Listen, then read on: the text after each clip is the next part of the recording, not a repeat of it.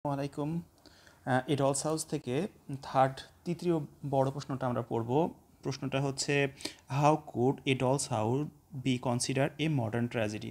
তাহলে ডলস হাউসকে কিভাবে কনসিডার করা যেতে পারে, কিভাবে মানে একটা মেনে নেওয়া যেতে পারে একটা মডার্ন ট্র্যাজেডি হিসাবে? তো ট্র্যাজেডির বিষয়গুলো আমরা ইতিপূর্বে অনেক ভালোভাবে জানি, এই জন্য ট্র্যাজেডির বিষয়টা ওভাবে আর এক্সপ্লেন না করি। তাহলে এর আগে দুটো প্রশ্ন পড়া হয়ে গেছে, আমার মনে হয় না প্রশ্নটা অনেক সহজ আছে, লাইন বাই লাইন অতটা পড়ার প্রয়োজন হবে। আমি ইম্পর্টেন্ট বিষয়গুলো, কোটেশনগুলো আর হচ্ছে মোটামুটি গল্প আকারে দেখা যাচ্ছে যে পয়েন্টগুলো আমি পড়ে গেলাম, একটু গল্প আকারে বুঝিয়ে দিয়ে গেলাম, তাতেই মনে হয় চলে যাবে আর কি, আমরা লিখতে পারবো। তাহলে প্রশ্নটা হচ্ছে, how could A doll's house be consider A modern tragedy? তাহলে ডলস হাউসকে কীভাবে কনসিডার করা হয় একটা মডার্ন ট্র্যাজেডি হিসাবে? তো একটা বিষয় হচ্ছে, এটা কিন্তু 19 শতকের শেষের দিকে লেখা। তো 19 শতকের যেহেতু শেষের দিকে লেখা, এবং এটা কিন্তু হচ্ছে মডার্ন এজের মিডিল ক্লাস যে ফ্যামিলিগুলো আছে সেটার প্রতিই কিন্তু লক্ষ্য করে লেখা, এবং মিডিল ক্লাস ফ্যামিলির যেই সিচুয়েশনটা থাকে সেটা কিন্তু খুব মানে সুন্দর করে একটার পর একটা স্তরে স্তরে পরতে পরতে কিন্তু প্রত্যেকটা প্রবলেম থেকে বেঁচে আসার চেষ্টা, হচ্ছে পুরুষতান্ত্রিক সমাজ, সেখানে নারীদের চাপের মুখে থাকা, সংসার টিকিয়ে রাখার জন্য স্ট্রাগল, এই জিনিসগুলোকে কিন্তু খুব সুন্দরভাবে বোঝানো হয়েছে। তো সুতরাং এটাকে কিন্তু অবশ্যই আমরা একটা মডার্ন ট্র্যাজেডি বলতেই পারি, এবং এখানে কিন্তু যথেষ্ট ট্র্যাজিক উপাদানও আছে। তো এখানে ট্র্যাজিক উপাদানের মধ্যে আমাদের লিখতে হবে, এই ট্র্যাজিক উপাদানগুলো হচ্ছে মডার্ন ট্র্যাজিক উপাদান। তো আমরা শুরু করবো এভাবে যে, প্রথমেই হচ্ছে যে হেনরি ইসবেকেন, নামটা একটু অন্যরকম, অদ্ভুত কেমন জানো, যাই হোক। তো আমরা রাইটার সম্পর্কে দু একটা কথা বলবো, যে তিনি একজন, Henrik Ibsen is one of the greatest writer or author in the history of modern drama. He is considered one of the greatest novelists in the 19th century literature or in the modern literature field. এভাবে দেখা আছে, আমরা 2-3টা sentence লিখবো। এরপরে দেখা আছে dolls হাউসকে নিয়ে আমরা বলবো যে, a doll's house is written 1879, অথবা দেখা আছে written by Henry, is known as a modern tragedy, যেটাকে একটা মডার্ন ট্র্যাজেডি হিসাবে কিন্তু ধরা যেতে পারে। It does not follow the classical structure of the tragic play. এটা কিন্তু দেখা যাচ্ছে নর্মাল যে ক্লাসিক্যাল স্ট্রাকচার একটা ট্র্যাজিক প্লে থাকে সেরকম কিন্তু না। তো তাহলে এখন আমরা জানবো যে আসলে ক্লাসিক্যাল ট্র্যাজিক প্লের স্ট্রাকচারটা কেমন থাকে। একটা ক্লাসিক্যাল ট্র্যাজিক প্লের স্ট্রাকচারটা এরকম থাকে যে, গল্পের যে হিরো থাকে বা অথর থাকে বা প্রোটাগনিস্ট থাকে, তার মধ্যে কিছু হিরোইক কোয়ালিটি থাকে, কিছু ভালো গুণও থাকে, কিছু মন্দ গুণও থাকে। কোনো কোনো সময় তার ইচ্ছা করে হোক বা অনিচ্ছাকৃতভাবে হোক, তার দ্বারা কোনো কিছু ভুল হয়ে যায়, ভুল দ্বারা দেখা যাচ্ছে নতুন একটা পরিস্থিতির সূত্রপাত হয়, এবং সেখান দ্বারাই দেখা যাচ্ছে যে তার একেবারে অধঃপতন হওয়া, কিংবা তার মারা যাওয়া, কিংবা এরকম একটা ট্র্যাজিক ফ্লোর একটা কিন্তু সম্মুখীন হতে হয়। তো নর্মাল ক্লাসিক্যাল বিষয়গুলো কিন্তু এরকম, কিন্তু এইটা কিন্তু নর্মাল ক্লাসিক্যাল থেকে একবারে কিন্তু মানে একটা ভিন্ন ধাঁচের ক্লাসিক্যাল রাইটিং। তো এখানে ক্লাসিক্যাল রাইটিংটা এর আগে যেমন বলতেছিলাম আর কি। আচ্ছা, আমি তো গল্প আকারেই বলে ফেলতেছি, এভাবে বললে আপনাদের জন্য সুবিধা হবে নাকি? আমি আরেকটু পয়েন্ট করে বলার চেষ্টা করি, সেটা আপনাদের জন্য লিখতে সুবিধা হবে, সেভাবে বলার চেষ্টা করি। তো এইভাবে আমরা জাস্ট এই মানে ভূমিকাটা এইভাবে শেষ করতে পারবো, ইন্ট্রোডাকশনটা। তো let's know how A doll's house is a consider as a modern tragedy. এটাকে কেন মডার্ন ট্র্যাজেডি বলা হয়, আসুন আমরা এটা একটু জানার চেষ্টা করি। তো এরপরে আমরা লিখতে পারি introduction to A doll's house. এই ডলস হাউসটা যে একেবারে মানে শুরুতেই লেখা হয়েছে, এটা 19 শতাব্দীর একেবারে মানে শেষে লেখা হয়েছে, যেটা নোরা হেলমারের জীবনকে ঘিরে এটা লেখা হয়েছে, যেখানে মূলত নোরা হেলমারের মানে সংসারের যেই জীবনটা আছে সেটার খুব খুঁটিনাটি বিষয়গুলোকে ফুটিয়ে তোলা হয়েছে, যে একটা মেয়ে মিডল ক্লাস ফ্যামিলিতে আধুনিক সময়ে কী পরিমাণ আসলে স্ট্রাগল করে একটা পুরুষতান্ত্রিক সমাজে। এরপরে আমরা দিতে পারি ডিস্ট্রাকশন অফ ট্র্যাজিক কনভেনশন। আচ্ছা, এই ট্র্যাজিক কনভেনশনের মধ্যেই আমরা ওই বিষয়গুলো লিখতে পারি, যে আসলে নর্মাল একটা ক্লাসিক ট্র্যাজেডির মধ্যে দেখতে পারি যে চরিত্রের কিছু ভুল ত্রুটির কারণে কিন্তু তাদের পতন হয়, কিন্তু এখানে যে বিষয়টা থাকে, নোরার কিন্তু আসলে কোনো ভুল ছিল না, বা আমার দৃষ্টিকোণ থেকে আমি কিন্তু নোরার কোনো ভুল খুঁজে পাই না। আপনারা যদি নোরার কোনো আসলে ভুল থাকে সেটা আপনারা জানাবেন। তার হাজব্যান্ড অসুস্থ এবং সিরিয়াসলি অসুস্থ, তার হাজব্যান্ডের উচ্চ ট্রিটমেন্ট করার জন্য বিদেশে নিয়ে যাওয়া হয়েছে, ট্রিটমেন্ট করতে টাকা লাগবে, তার বাবার কাছে টাকা ছিল না, এবং অন্য কোনোভাবে টাকা ম্যানেজ করার কোনো সুযোগ ছিল না। তার বাবা হচ্ছে মানে টাকা ছিল না বলতে, তার হাজব্যান্ড যখন অসুস্থ হয় তার 3 দিন আগে তার বাবা মারা যায়। তো বাবা মারা গেলে তার বাবার নাম ছাড়া টাকা ব্যাংক থেকে কোনোভাবে দিত না। তো ব্যাংক তো এই বিষয়গুলো, তার বাবা মারা গেছে এই বিষয়টা ওইভাবে কনফার্ম ছিল না, বা তার বাবার সইটা জাল করে ব্যাংক থেকে হচ্ছে টাকা লোন করেছিল, টাকা লোন করে তার হাজব্যান্ডের চিকিৎসার জন্য ব্যয় করছে।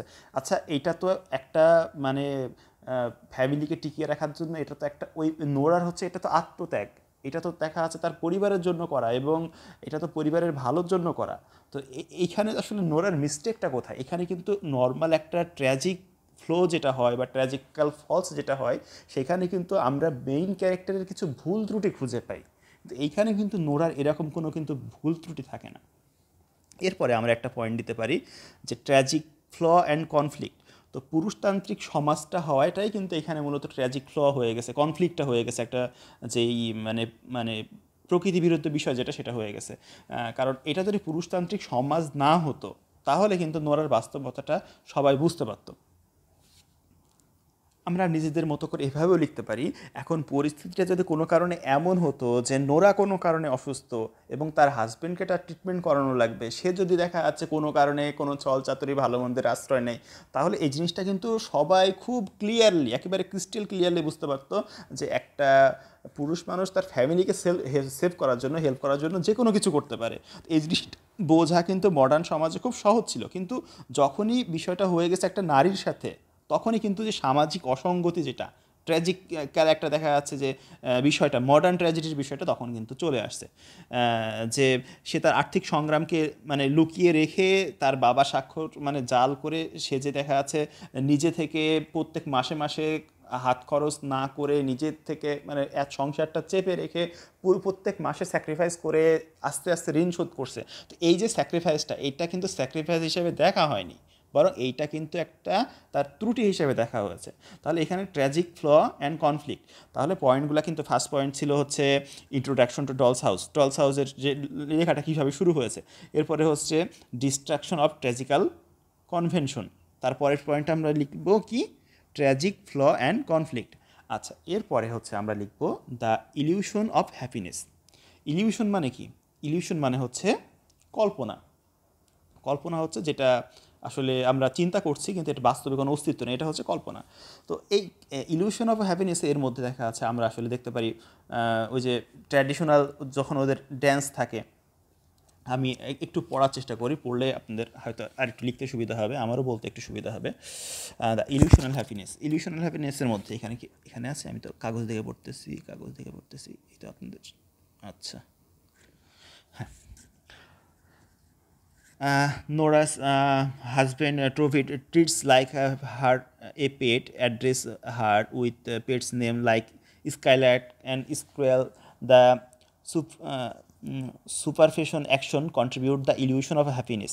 আচ্ছা, তো দেখা যাচ্ছে নোরার হাজবেন্ড, তাকে দেখা যাচ্ছে যে স্কাইলার্ক, আমার কথা বলা পাখি, অথবা কাঠবিড়ালি, এভাবে যে ডাকছে, এটা কিন্তু একটা মানে হ্যাপিনেসের একটা ইলিউশন তৈরি হচ্ছে। নোরা কিন্তু রিয়েলাইজ করছে যে Nora realize Torvald's true nature, তার মানে ট্রু নেচারটা, তার মেজাজটা কেমন সে জানে। When he tries to discover নোরার সিক্রেট রিভেল, যদি তার সিক্রেটটা কোনোভাবে ডিসকভার করে ফেলে সে, তাহলে বাস্তবতা কী হবে, it shatter her perception of their marriage, এটা তাদের বিয়ের যেই দৃষ্টিভঙ্গি যেটা আছে বা তার প্রতি তার যেই চিন্তাভাবনা আছে, এটা কিন্তু সম্পূর্ণই একেবারে চেঞ্জ হয়ে যাবে।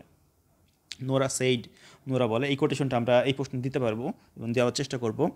I have been your doll wife just as at home, I was A papa's doll child. আমার মনে হয় না এটা বোঝানোর প্রয়োজন আছে, আশা করি সবাই বুঝতে পেরেছেন। তো দ্যাট স্টেটমেন্ট হাইলাইটস নোরার self perception, that's she is being treat as an object rather than person. তো নোরাকে দেখা যাচ্ছে যখন ও সেলফ রিয়েলাইজেশন হয়, তখন ও বলে যে আসলে আচ্ছা জাস্ট একটু সময় দেন। নোরা বলে যে আমি তোমার হচ্ছে ওয়াইফ, আমি কোনো ডল না সাজানো গোছানো। হ্যাঁ, আমি যদি ডল হই, একটা পুতুলের মতো হই, একটা শান্তশিষ্ট বাচ্চার মতো হয়, সেটা আমি আমার হচ্ছে বাবার রাজকন্যা টাইপের এরকম আর কি হতে পারি, কিন্তু এখানে এই পরিবারের মধ্যে আমি অন্তত এরকম না। এটা হচ্ছে লাস্টে ওর একটা মানে ডায়লগ থাকে এরকম। তো তাহলে ইলিউশন অফ হ্যাপিনেস এর মধ্যে এখানে এই প্যারার মধ্যে এই কথাগুলো বলা আছে। আচ্ছা, এগুলা ছাড়াও আমরা ওই যে গত প্রশ্নে যেগুলো পড়লাম আমরা ওখান থেকে দেখা যাচ্ছে কিছুটা দিতে পারি। তাহলে গত প্রশ্নে আমরা কি পড়েছিলাম? গত প্রশ্নে আমরা পড়েছিলাম হচ্ছে দ্য ট্যারান্টিয়া ড্যান্স। এখানে ট্যারান্টিয়া ড্যান্সের মধ্যে দেখা যাচ্ছে যে নোরা তার ভিতরের মধ্যে অনেক চাপা বেদনা, দুঃখ এবং হাইপার টেনশন থাকা সত্ত্বেও সে কিন্তু দেখা যাচ্ছে প্রফুল্ল হয়, সে কিন্তু নাচে, সে কিন্তু ট্রোভিডকে কনভিন্স করার জন্য চেষ্টা করে, এবং এই যে বিষয়টা, এটাও কিন্তু অলসো ইলিউশন অফ হ্যাপিনেস, এটাও কিন্তু ইলিউশন অফ হ্যাপিনেসের মধ্যেই পড়বে। তাহলে সুতরাং আমরা কিন্তু চাইলে এই বিষয়গুলোও কিন্তু এখানে আমরা লিখতে পারি। আচ্ছা, পরের প্যারাটা হচ্ছে ইমফ্যাসিস অন ইন্ডিভিজুয়ালিজম। এর মানে হচ্ছে যে আরে নোটিফিকেশন আসে কেন? আচ্ছা, আমাদের প্যারাটা যদি এইভাবে বলতে কঠিন মনে হয়, মনে রাখতে কঠিন মনে হয়, আমরা এভাবে লিখব যে first recognise as a human being, মানে সর্বপ্রথম পরিচয় হচ্ছে আমি একটা হিউম্যান বিং বা আমি একটা মানুষ। তো এখানে এই মডার্ন ট্র্যাজেডিতে এখানে যেটা দেখানো হয়েছে যে পরিবারের জন্য স্যাক্রিফাইস করতে করতে, নিজের জন্য নিজের সব কিছু ত্যাগ করতে করতে সে যে একটা মানুষ, এই জিনিসটাই যেন হারিয়ে গেছে। তাকে একটা কখনো কাঠবিড়ালির সাথে, কখনো কথা বলা পাখির সাথে, কখনো দেখা যাচ্ছে যে একটা পুতুলের সাথে, সাজায় রাখা একটা পুতুলের সাথে তুলনা করা হচ্ছে। এই জন্যই কিন্তু এই যে আগে যে ডায়লগটা আমরা হচ্ছে লিখলাম কোটেশন হিসাবে, যে সে বলে যে I have been your doll wife, আমি কি তোমার ডল ওয়াইফ, আমি কি একটা পুতুল ওয়াইফ তোমার জন্য, জাস্ট অ্যাট হোম, বাড়িতে সাজা রাখা একটা পুতুল?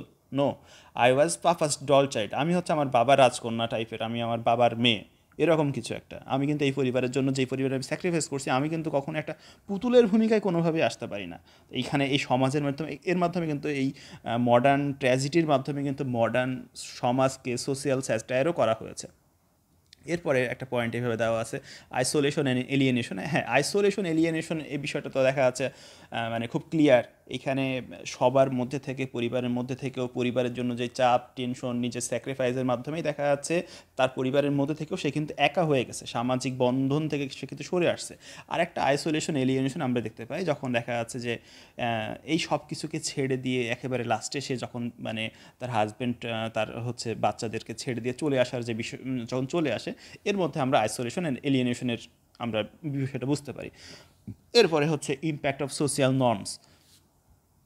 আচ্ছা, এই প্যারায় মূলত এভাবে বলা আছে যে সাধারণত সমাজগুলোতে, পুরুষতান্ত্রিক সমাজগুলোতে এরকম হয়ে থাকে যে মেয়েরা বিয়ে করে কিন্তু শুধুমাত্র ফিনান্সিয়াল সাপোর্টের জন্য। মেয়েদেরকে বাধ্য হয়ে হাজব্যান্ডের সাথে একবার বিয়ে হলে আটকে থাকতে হয়। সেখানে আসলে মেয়েদের স্যাক্রিফাইসকে, তাদের পরিশ্রমকে, তাদের স্বাধীনতাকে, তারা যে একটা মানুষ সেটা হিসাবে এই জিনিসগুলোকে কিন্তু একবারেই মানে তুচ্ছতাচ্ছিল্য করা হয়। এখানে কিন্তু এই পয়েন্টটা আরেকটু সুন্দরভাবে পরের পয়েন্টটা দেওয়া আছে, ল্যাক অফ ক্যারাইসিস। তো এই কি ক্যাথাসিস, ল্যাক অফ ক্যাথাসিস।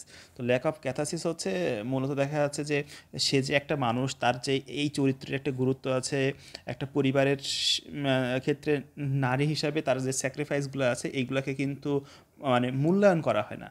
তো এরপরে দেখা যাচ্ছে একটা পয়েন্ট দেওয়া আছে, the conflict between individual and society. আমি কিন্তু সব পয়েন্টগুলোই পড়লাম এবং একটু বিস্তারিতভাবে বলার চেষ্টা করেছি, এজন্য যে আসলে যদি দু একটা মনেও না থাকে আমাদের জন্য এতে কোনো অসুবিধা না হয়। এজন্য দেখা যাচ্ছে সবগুলো পড়ার চেষ্টা করেছি। The conflict between individual and society. তো কনফ্লিক্টটা এখানে মূলত দেখা যাচ্ছে মডার্ন ট্র্যাজেডির যে কনফ্লিক্টটা এখানে দেখানো হয়েছে সেটা আমরা একটু আলোচনা করব। তো সেটা হচ্ছে এরকম যে ব্যক্তিগত আকাঙ্ক্ষা, সামাজিক প্রত্যাশা বা সামাজিক চাপের কারণে কেউ কিন্তু দেখা যাচ্ছে তার আত্মসম্মানটা বা আত্মপরিচয়টা ত্যাগ করে না বা ত্যাগ করা উচিত না। এটা কিন্তু নোরার সর্বশেষ বক্তব্য ছিল। নোরা বলছিল যে এটা কোনোভাবেই ত্যাগ করা যাবে না, এমনকি যদি এর মাধ্যমেও হয় না কি জানি। হ্যাঁ, তো এটা যদি দেখা যাচ্ছে যে এমনকি ভালোবাসা স্যাক্রিফাইস করেও হয়, তাও দেখা যাচ্ছে আত্মপরিচয়টা হারানো কখনো উচিত না। যেমন এখানে খুব সুন্দর একটা কোটেশন দেওয়া আছে, কোটেশনটা মার্ক করা নাই যদিও, আমি বলে দিচ্ছি তাহলে। কোটেশনটা হচ্ছে এরকম, no man sacrifice his honour even for one he love. No one sacrifice his honour. কেউ কিন্তু তার দেখা যাচ্ছে যে সম্মানটা, আত্মপরিচয়টাকে কখনো কিন্তু হারাতে চায় না, এমনকি ভালোবাসার বিনিময়ে হলেও, ভালোবাসা ত্যাগ করে হলেও আত্মপরিচয়টা অন্তত ঠিক রাখা উচিত। যে আমি যে একটা মেয়ে, আমার যেই পরিবারের মধ্যে একটা অবদান আছে, তো এর মাধ্যমে কিন্তু কনফ্লিক্ট বোঝানো হয়েছে এবং সোসাইটির যেই একটা প্রচলিত চলমান অবস্থা আছে সেইখানে কিন্তু একটা কনফ্লিক্ট বোঝানো হয়েছে এবং এই কনফ্লিক্টটাই চূড়ান্ত মাত্রা ধারণ করেছে যখন সে তার আত্মপরিচয়টার জন্য তার পুরো পরিবারকে ছেড়ে চলে আসে। তো এরপরে আমরা দেখা যাচ্ছে একেবারে শেষে লিখব, হচ্ছে একবারে কনক্লুশনে লিখবো না, আমরা হচ্ছে কনক্লুশন পয়েন্টটা না দিয়ে আমরা ছোটো একটা প্যারা করে আমরা কনক্লুশনের মতো করে সামারিটার মধ্যে মানে সামারিটার মেন থিমটা আমরা একটু লেখার চেষ্টা করব। ইন শর্ট, ইট অলস house is a modern tragedy because of it does not follow the rules of conventional tragedy. এটার নর্মাল আর পাঁচটা কনভেনশনাল ট্র্যাজেডির মতো ইট অলস হাউসটা কিন্তু ফলো করে না, এজন্য এটাকে একটা মডার্ন ট্র্যাজেডি হিসেবে বলা যেতে পারে। It describe individual struggle against the establish norm of conventional society. সামাজিক প্রচলিত নিয়মনীতির বাইরে যে স্ট্রাগলটা করতে হয় সেটাকে কিন্তু নোরার মাধ্যমে দেখানো হয়েছে। Nora change from a submissive wife to a strong women. Nora কিন্তু প্রথমে একটা সাবমিসিভ মানে হচ্ছে বা ডমিনিস্ট মানে হচ্ছে মানে অনুগত ওয়াইফ থেকে স্ট্রং উইমেনে দেখাচ্ছে পরিণত হওয়ার বিষয়টা এখানে দেখানো হয়। Which is very common in modern society, যেটা কিন্তু মডার্ন সোসাইটির খুবই একটা সাধারণ বিষয়। The ambiguous ending of the play makes us think about the people and society. এই যে শেষে একটা অঘটনমূলক যে একটা সমাপ্তি হয়েছে, এটা কিন্তু আমাদের মানে সাধারণ মানুষদেরকে এবং সমাজ সম্পর্কে জানতে বাধ্য করায়। All the event of the novel completely match the characters of modern tragedy, so it is a modern tragedy. তো এই নোভেলে যত ক্যারেক্টার আছে এইগুলো কিন্তু পরিপূর্ণভাবেই মডার্ন ট্র্যাজেডির সাথে মিলে যায়, এজন্য এটাকে একটা মডার্ন ট্র্যাজেডি হিসাবে অবশ্যই আমরা বলা যেতে পারে। তো আশা করি বুঝতে পেরেছেন। সবাইকে ধন্যবাদ।